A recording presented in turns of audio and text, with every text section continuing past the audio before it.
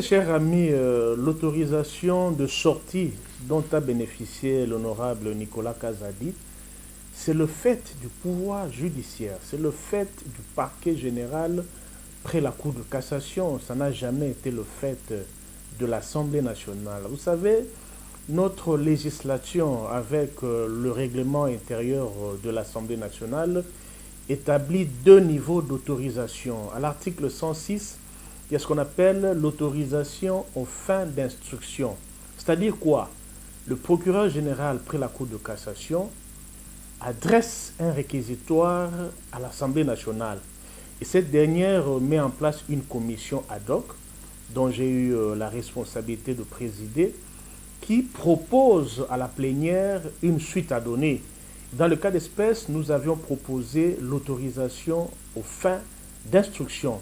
Ce qui veut dire que notre collègue a été mis à la disposition, n'est-ce pas, du parquet général près la Cour de cassation pour l'instruction.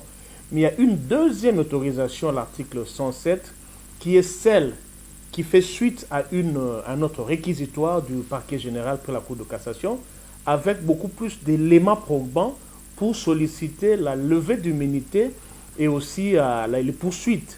Là, c'est la deuxième étape. Donc je pense qu'on n'en est pas encore là. Nous, en tant que Parlement, respectueux du principe de la séparation du pouvoir, nous avons donné, n'est-ce pas, nous avons donné feu vert à la justice de faire son travail. Mais la sortie est bel et bien une décision du parquet. Vous savez, pour ne pas en parler, aujourd'hui, en tant que praticien de droit, en tant qu'avocat, je suis souvent partie prenante comme conseil, comme défendeur ou demandeur dans plusieurs causes où sont impliquées les entreprises publiques de l'État.